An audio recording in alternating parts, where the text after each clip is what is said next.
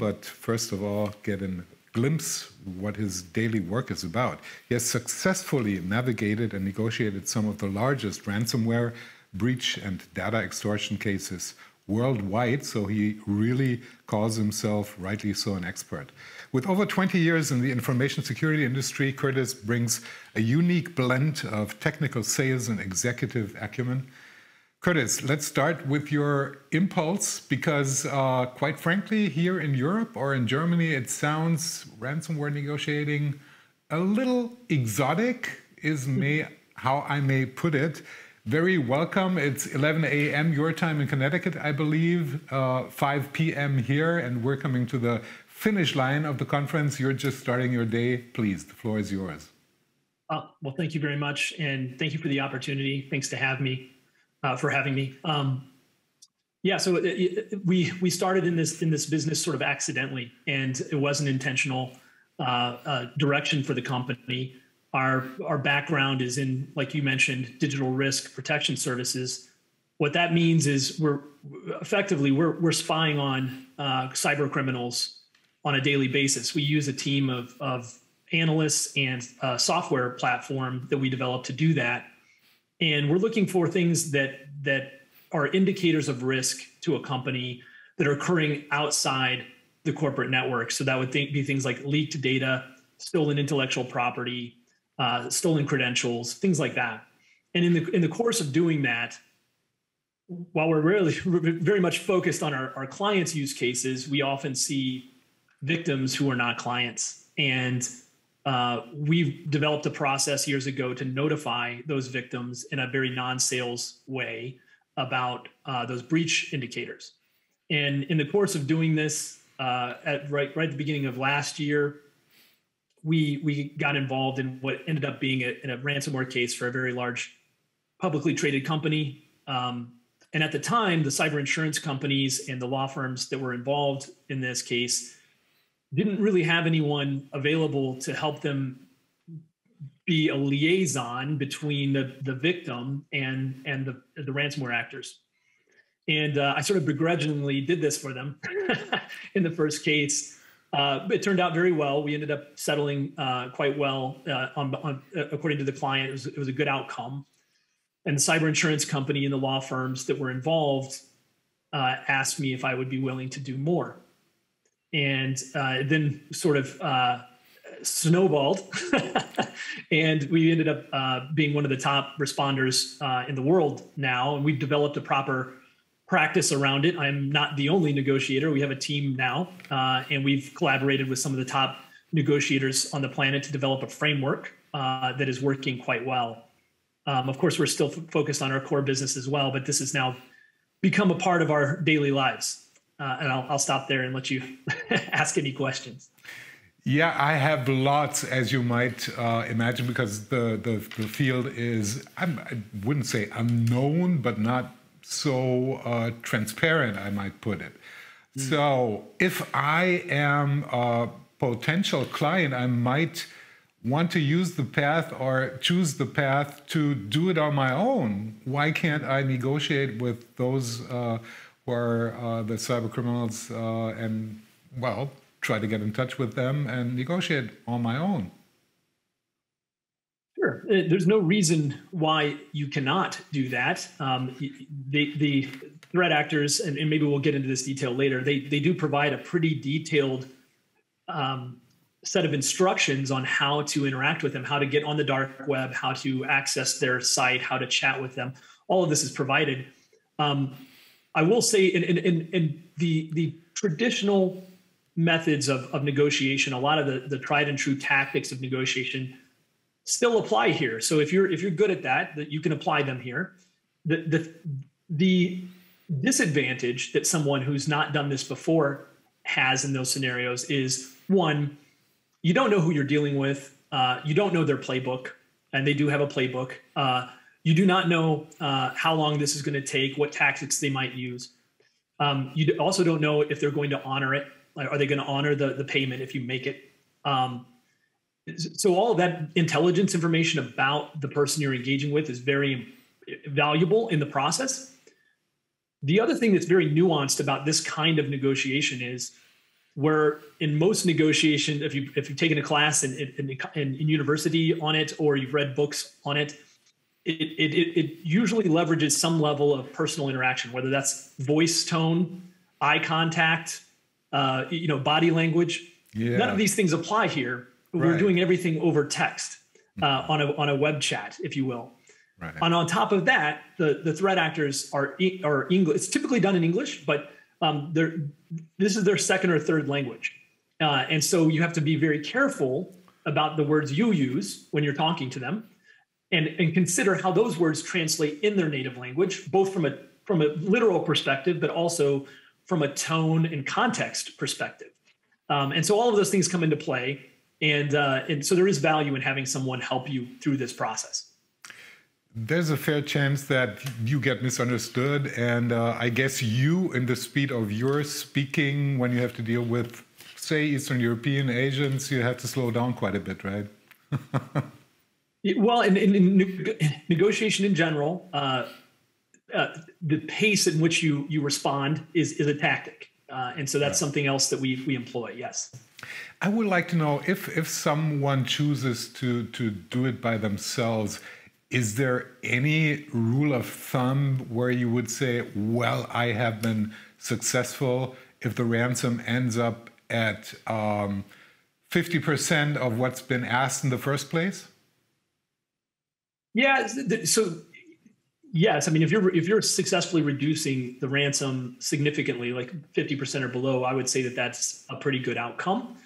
The threat actors or the cyber criminals involved in this, the price that they put up is somewhat arbitrary sometimes, and so you got to consider that that number is sort of made up, the starting number, right? And they also recognize that the number that they give you is not the number you're going to settle at. So they've already added some buffer to it. I would say successful is 10 to 40% of the asking price is a good range, but it depends almost a little bit on a case-by-case basis. Of course, yeah. Will insurance help during a ransomware negotiation in any form? Certainly. Well, one, they may, depending on your policy, and you should read it, they may pay for it. In many cases, we are being brought into these cases by the cyber insurance companies, and they are vetting firms like us to make sure we're not, make sure that what we're doing is legitimate. Now, you mentioned earlier about transparency, and that's one of the issues in this space. Is many negotiator firms will just say, "Hey, we're going to go talk to these cyber criminals. We'll be right back and let you know how it goes." And the victim doesn't understand what's going on, and there's a lot of room for fraud or the accusations of fraud in that case. And so we've done everything we can to increase the transparency of the process so that the customer can understand exactly what's occurring. Yeah. Kurtis, in your career, have you ever met an actor, a threat actor, not willing to negotiate at all? A little bit, yes. Occasionally, we do have that, and I'll tell you when that occurs. Now, I will also caveat and say that we still got them to move off their number, but it has been difficult in cases where the threat actor, as part of their penetration of the customer's environment, has taken copies, for example, of their finance data, or even a copy of the cyber insurance policy itself. In those cases, they have a lot of leverage. They know how much money you make, and that makes their position stronger, right?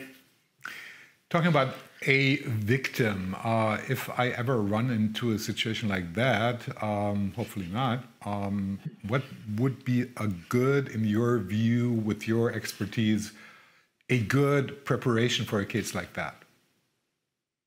Well, that's a key word, is preparation. I think we can put all the defenses up we want, and I suggest that prevention is a good way to minimize this risk. But if it does happen, having a plan in place and accessible to the relevant parties at the company is really important.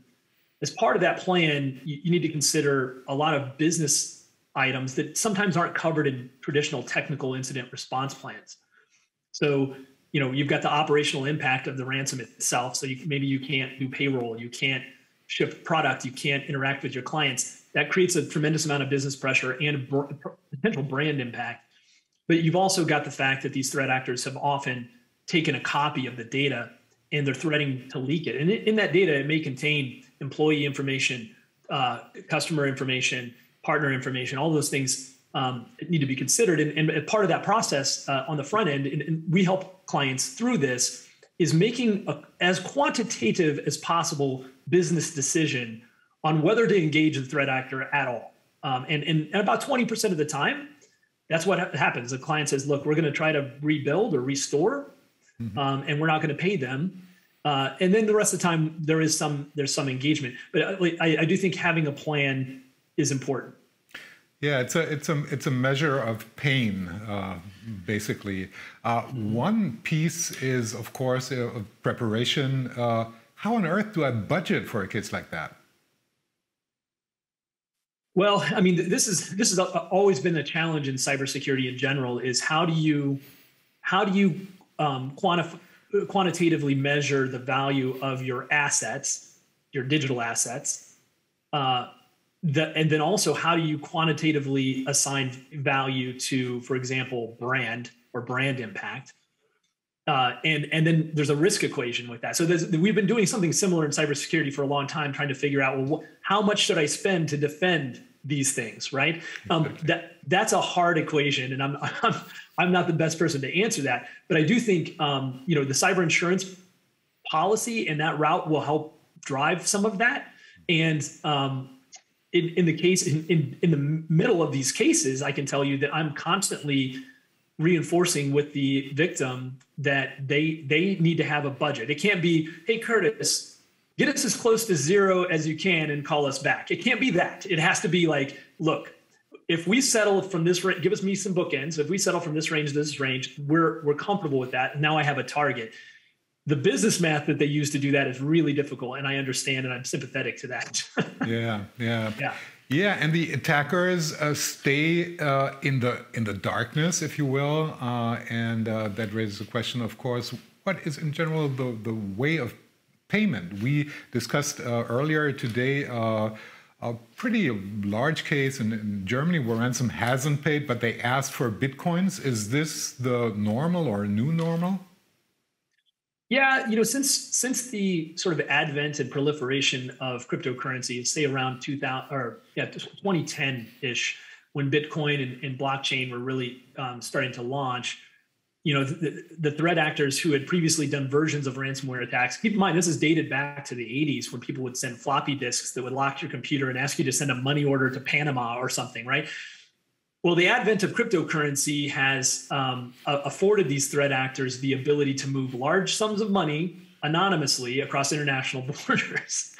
And so that, I will say, as a caveat, you can trace Bitcoin. We know this now, right? It's traceable. It's still anonymous. We don't exactly know who the wallets belong to, and that's an advantage that they have. And so, yes, to answer your question, most of these things are happening over cryptocurrency. Most commonly Bitcoin, although I will say because of the traceability of Bitcoin and some of the troubles that's been causing for the threat actors, they've been pivoting to other types of cryptocurrencies, including privacy tokens like Monero. But it's almost always done over cryptocurrency. Yeah. Thanks a lot for letting our toes dip into this field of your expertise a little bit. And let us switch to some general questions that we've been addressing all day. And start out with in your world, what are the latest trends in ransomware? Well, threat actors are definitely moving around a lot. I'm sure you've seen on the news, new actor groups are popping up. Some actor groups are retiring and giving their keys out. So it's a bit of a mess right now. What we've also noticed is some of the groups have slightly pivoted their business models to a pure extortion or data sales play instead of doing the encryption itself. It's like a franchise, right? Yeah. So that's, yeah. And they also have the ransomware as a service platforms where they're franchising the platform out as well. So they're definitely testing the fences on the best business model. And I use the word business model deliberately because they do operate a lot like a business. And they look at, for example, return on investment or ROI. So if it costs them a lot of time and money to get access to the network, to deploy the ransomware, to lock the files, and to have the negotiation, some of these groups have decided, it's just easier for us to just take a copy of the data and auction it off. And so we've seen some groups move in that direction as well. Mm-hmm. On the timeline, when do most ransomware attacks happen? This is very frustrating for me because the threat actors, they happen all the time, every day they're happening. There's no particular time of day, but it does appear that a lot of times the threat actors will save the attack for a weekend, sort of Friday night, and or a holiday weekend. Almost always on the holiday weekends, I don't make any plans because I know what I'm going to be doing for the weekend, and they usually, a lot of attacks come through over the weekend. Vacation for Kurtis. Unfortunately, not in the last year and a half, no. How would your prediction be, or from looking at cases in the past, a typical ransomware negotiation, how long does it take usually? Well, it definitely varies on two things sort of impact that. One is the size of the company that's impacted. And then the second part is how operationally dysfunctional are they as a result of the attack? Because I mentioned earlier, we use delay as a tactic. And if the customer can afford delay, I can get the number down lower so that sometimes we'll organically or intentionally extend the time frame. But I would say if I was going to average it out, about a business week, so 4 to 5 business days is about how long the whole process takes. Sometimes you can tack a day or two on the back of that for the crypto transfer itself. Yeah. Does that equal the phase my business is offline, or is this number very different? It depends on the impact, right? So a lot of times companies can partially restore if they can make payroll and they can ship product, but maybe there's some key files that they still want to unlock. It varies from situation to situation. If the company's completely operationally impacted and they can't do anything, it's usually pretty quick because it has to be for them to survive as a business, right? Kurtis, in Germany and Europe, we face a situation that since the day of the pandemic, so roughly almost 2 years now, numbers have skyrocketed. Somewhat dealing with the home office situation, work from anywhere situation, where you have networks that are not as stable and secure as others. We have the billions of cyber attacks and harm being done to businesses. Is this the same in the US or in the American market? Yeah, in fact, I would say that the majority, if not 80% of the attacks that are occurring that we're seeing in the US, but also internationally, are partially a result of the COVID pandemic remote work scenario. Yeah. And we use the word attack surface a lot internally. This particular paradigm where we've shifted from everyone being in one place to everyone being everywhere and accessing data remotely has increased the attack surface of businesses and making it much easier for the threat actors to find targets. Right, absolutely. Kurtis, we have one question from the audience. I think it's very interesting. How experienced are the attackers in negotiating? It may depend on the group you deal with. Are they improving their negotiation skills in the phase? Yes. It does differ from group to group. And I will say that initially, when you engage, a lot of the transactive conversations are scripted. So they're cutting and pasting out of a document. It's very scripted. When you get to a certain point in the negotiation, it becomes more interactive. And yes, we've seen them adapt their tactics. We've seen, in fact, I'm sure you've seen in the news, many of the threat actors and cyber criminals have blogs where they've posted that they will not negotiate with someone like me. And they've made threats around this. And I think that's because they recognize that it's effective and it's cutting into their bottom line. So they certainly know this is going on, and they're trying to find ways around it, including these sort of threats. But then also internally, they've been able to recognize that they're being negotiated with. Questions keep popping up. So one more for you. Besides dealing with the attackers, the owners and employees of the companies are in a stress situation too. How does that affect your communication with both the attackers and the company staff? Not only C-level. Yeah, exactly. That is a very informed question. Sometimes the hardest part of this is working with the victim in their organization, and it differs based on organization. Some of the larger companies, you're dealing with a committee of people in a conference room with lawyers. So there's a lot of personalities, a lot of egos, and a lot of people are upset. Being the voice of calm and reason as we walk through the processes, it can be quite difficult. It's sometimes even more difficult on the smaller side when you're dealing with an owner operator who's built this business themselves. They've spent 25 years of their life building a company, and they might lose it over this. Very emotional. And so, yes, it is extremely difficult. It's hard to train people to do this well, to be able to do both sides of that. It's a soft skill, if you will. Yeah, absolutely. Kurtis, give us a little outline. What do you, to close this little part session we're in, what do you expect in the coming 3 to 5 years?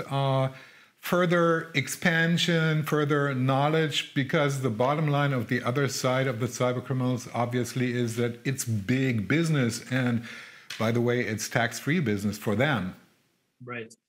Yeah, and unfortunately, as long as, take for example, the Eastern European, Russian-influenced states plus Russia itself, affording amnesty to these threat actors, as we find defenses and or mitigation around this, they will just pivot and change their business model. I don't think it's going away as long as they've got sort of protection from their nation state. And so, a lot of times I'll get asked the question, how does this stop? And I think, it stops with a really good technology solution, a really good legislative solution, potentially, and consequences. Right. And right now, the bad guys, they don't have any consequences. So, and I know that's not a rosy answer, but I do think that we're going to continue to struggle with this for some time. Absolutely. Many thanks, Kurtis Minder. And thank you for having with a deep dive into ransomware negotiation. Very appreciated. Thank you. My pleasure. Thank you.